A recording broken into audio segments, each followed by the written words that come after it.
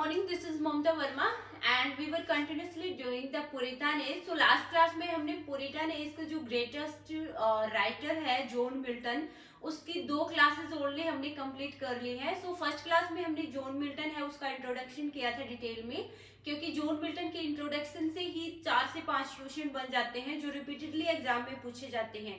उसके बाद उसका स्टार्टिंग का नेक्स्ट क्लास में उसके स्टार्टिंग के जो वर्क थे जो उन्होंने अर्ली पीरियड में लिखे थे, कुछ वर्क उन्होंने अपने मास्टर्स डिग्री के साथ साथ लिखे थे. ठीक है, तो उनको डिटेल में डिस्कस किया था. नेक्स्ट जो उसका वर्क है, रिमेनिंग वर्क को करते हैं. तो नेक्स्ट उसका वर्क है, इट इज लिसिडस. लिसिडस है, ये एक पेस्टरल इलेजी है. पेस्टरल इलेजी जब मैंने थॉमस ग्रे की इलेजी रिटन इन कंट्री चर्चार्ड उसको डिटेल में डिस्कस किया था, तब मैंने आपको बताया था कि इलेजी क्या होती है. Okay, so it was publish 1637. तो आपको इसका पब्लिकेशन ध्यान में रखना है. लिसिडस है, ये एग्जाम में 3 से 4 बार पूछी गई है. तो लिसिडस ऐसे आती है, ठीक है, जैसे स्पेंसर ने लिसिडस लिखा, पेस्टरल इलेजी लिखा था फिलिप सिडनी की डेथ के ऊपर. उसके बाद जैसे जॉन मिल्टन ने लिखा है, ठीक है, उससे पहले जो ग्रे था उसने भी लिखा है इलेजी रिटन इन कंट्री चर्चार्ड. तो इनका सीक्वेंस में पब्लिकेशन पूछा गया है. एक बार एग्जाम में ऐसे क्वेश्चन आया है, सेकंड बार आया है लिसिडस है, it is a kind of इलेजी. Okay, तो ये एक पेस्टरल इलेजी है जो 1637 में पब्लिश हुई थी. सो ये इलेजी है तो जॉन मिल्टन ने उसका जो फ्रेंड था, उसका जो क्लासमेट था एडवर्ड किंग, उसकी डेथ के ऊपर लिखी है. ठीक है, सो एडवर्ड किंग था उसका friend. He is died into the drowned into the water, मतलब पानी में डूबने से उसकी डेथ हो गई थी. तो जब उसको काफी मिस कर रहे थे उसकी डेथ के बाद, तो उसकी डेथ के ऊपर उनकी मेमोरी के लिए उन्होंने ये इलेजी लिखी है. ठीक है, नेक्स्ट है जो नेक्स्ट वर्क है जॉन मिल्टन का, on his blindness. On his blindness. So on his blindness है 1652. ये एक सोनेट है, पैट्राक्रम सोनेट है. सो इसकी जो ओपनिंग लाइन है ऑन हिज ब्लाइंडनेस है, वो मैंने आपको जो स्टार्टिंग में इंट्रोडक्शन वाली क्लास की थी जॉन मिल्टन की, उसमें बताया था कि जॉन मिल्टन है, he becomes blind at the age of 44. 1652 में वो ब्लाइंड हो चुके थे, टोटली उनकी विजन है वो चली गई थी. तो लेटर जो उनका वर्क लिखा गया है वो उनके जो असिस्टेंट थे उन्होंने हेल्प की थी लिखने में. ठीक है, तो उन्होंने खुद की जो विजन से ली गई थी उस पे खुद पे एक पोएम लिखी है ऑन हिज ब्लाइंडनेस. ये एक सोनेट है. तो इसकी ओपनिंग लाइन है वो एग्जाम में 2 से 3 बार आ चुकी है. When I considered how my light is spend. When I considered how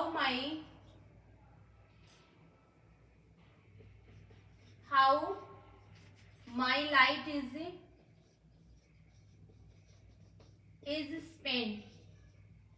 okay, so ये ओपनिंग लाइन है इस सोनेट की जो बहुत ज्यादा इंपॉर्टेंट है, एग्जाम में कई बार पूछी हुई है. ठीक है, so it is the opening line. So ये उन्होंने अपनी ब्लाइंडनेस जो उसकी आई साइड चली गई थी उसके ऊपर लिखी है. ठीक है, नेक्स्ट जो उनकी है sonnet on his deceased wife. On his deceased wife. So ये भी सोनेट है on his deceased wife. So ये सोनेट लिखा था उन्होंने उनकी जो सेकंड वाइफ थी Katherine Woodcock. And written Katherine Woodcock. ठीक है, उनकी सेकंड वाइफ थी, उनकी डेथ के ऊपर लिखा है ये सोनेट. ठीक है, उनकी वाइफ थी जो Catherine Woodcock, she is died after the birth of his daughter. उसकी डॉटर की जो बर्थ हुई थी उसके जस्ट 2 से 3 मंथ बाद शी इज डाइड. क्या हो गया था, उसका निधन हो गया था. उसके डेथ के ऊपर उसकी मेमोरी में उन्होंने ये पोएम लिखी थी. तो इसकी जो पहली लाइन है, मी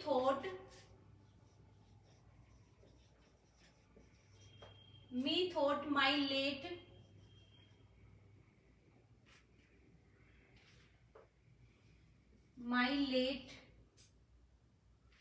जस्ट 1 मिनट मैं देख लेती हूँ भाई, बहुत इंपॉर्टेंट है ये लाइन, ठीक है। ओपनिंग लाइन है, मैं आपको देख के बताती हूँ एक बार। I forget. Methought I saw my late spouse sent. Methought I saw my late spoused son. ठीक है, तो ये थी इसकी ओपनिंग लाइन इस पोएम की। इसको जैसे ऑन हिज डिसीड वाइफ है, ये सोनेट है, सोनेट 23, ठीक है, ये भी पूछ सकते हैं वो सोनेट 23 है, या इसका सेकंड जो नाम है वो है ऑन हिज डिसीड वाइफ, ठीक है। सो सोनेट 23 है, उसी का नाम है ऑन हिज डिसीड वाइफ। तो ये इसकी ओपनिंग लाइन थी, मी थॉट आई सा माई लेट स्पाउस सन, क्योंकि उसकी जो फर्स्ट मैरिज हुई थी पवेल के साथ, लेडी पवेल थी, उसके डाइवोर्स के मतलब काफी साल बाद उन्होंने सेकंड मैरिज की थी। तो उनका कहना है कि आई सा माई लेट स्पाउड सन, मतलब आई सा मैंने बहुत ज्यादा लेट, मतलब मेरी सेकंड जो वाइफ थी उसको देखा, सी वॉज लाइक ये संत, बहुत उसका नेचर था, she is very you know good man beings, good person थी, उसका नेचर काफी अच्छा था, संत की तरह प्योर यू नो चेस्ट थी, तो उसकी यहाँ प्रशंसा की है, बट उसकी डेथ के ऊपर लिखा है ये, ठीक है, आपको ये याद रखना है। नेक्स्ट जो इसका वर्क है आर्केडस,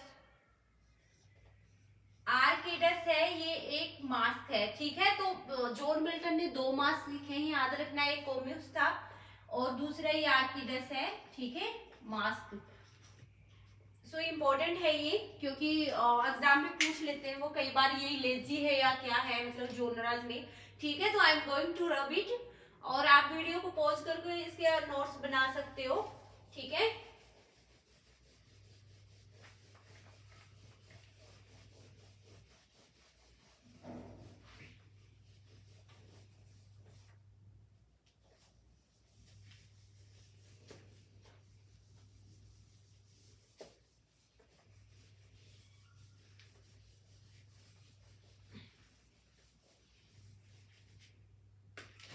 नेक्स्ट उसका वर्क है वो है, इनका सिर्फ टाइटल याद रखना है आपको, of reformation.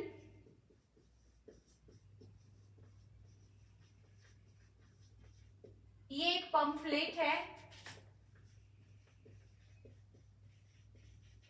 Pamphlet, okay, of reformation. Second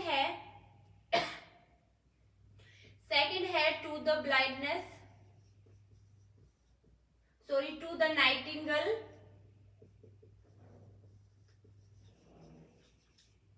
to the nightingale, ये पोइम है भाई, to the nightingale, okay. Third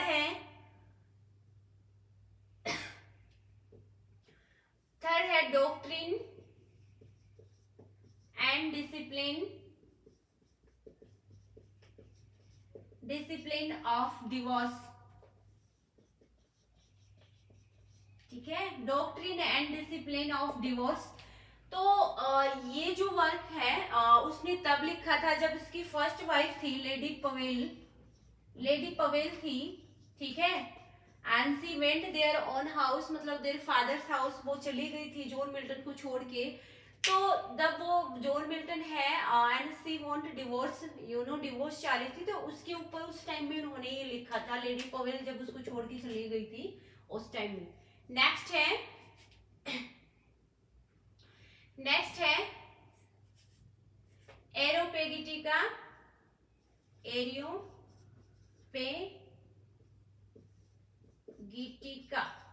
okay.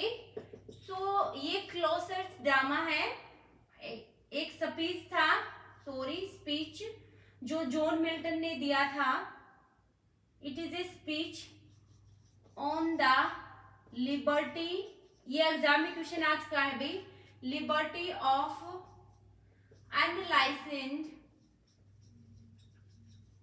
Printing, unlicensed printing to the parliament of England,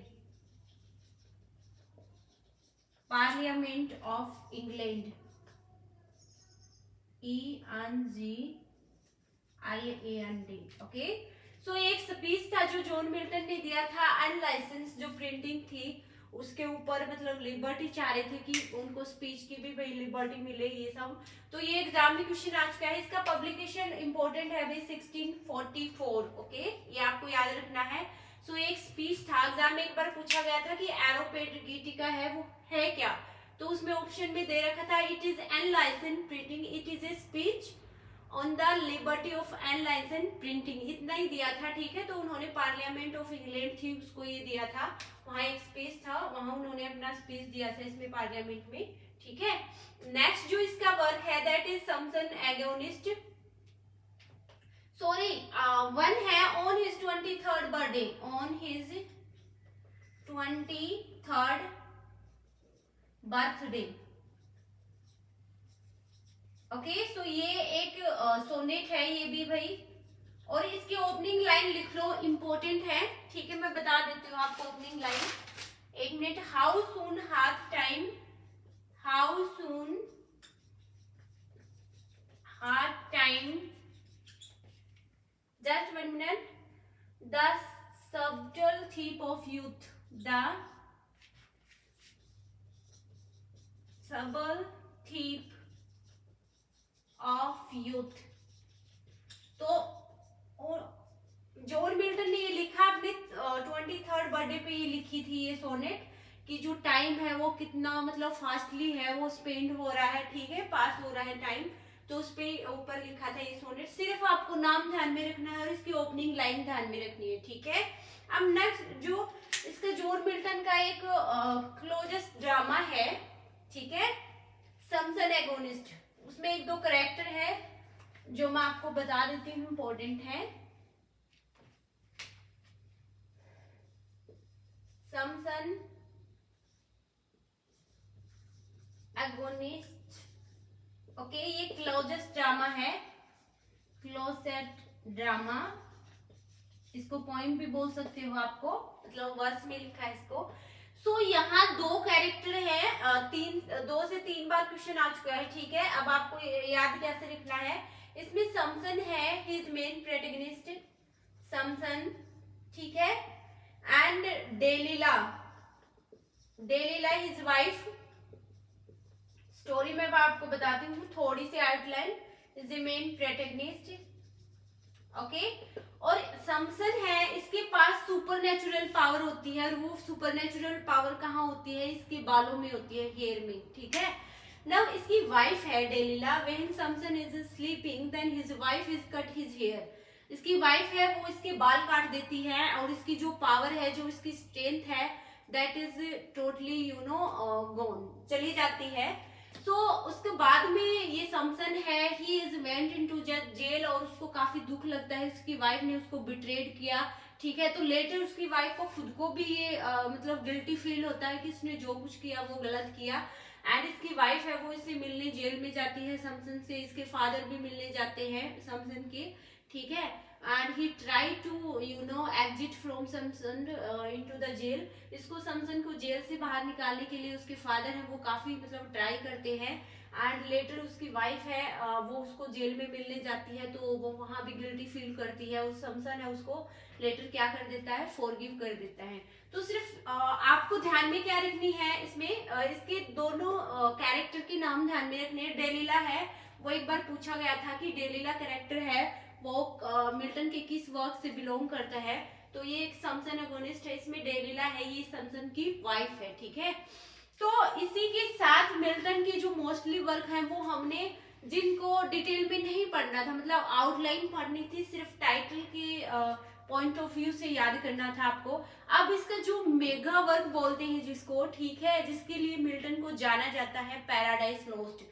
so paradise lost है, उसको उसकी जो 12 बुक है उसको 1 बाय 1 करके हम डिटेल में विद उसकी जो डिटेल एक्सप्लेनेशन, मतलब बहुत डीप समरी के साथ एक्सप्लेन करेंगे 1 बाय 1 बुक को, क्योंकि पैराडाइज लॉस्ट है वो बहुत ज्यादा इंपॉर्टेंट है एग्जाम के लिए, ठीक है। बाकी मिल्टन है वो पूरा ही इंपॉर्टेंट है एग्जाम के लिए, हर बार वहां से 1 या 2 क्वेश्चन मिल्टन से पूछा जाता है। तो जिनको ज्यादा डिटेल में करना था वो मैंने आपको करवा दिया है। बाकी जो इसकी नेक्स्ट बुक है पैराडाइज लॉस्ट, वो अब मैं नेक्स्ट क्लास में करती हूँ, ठीक है।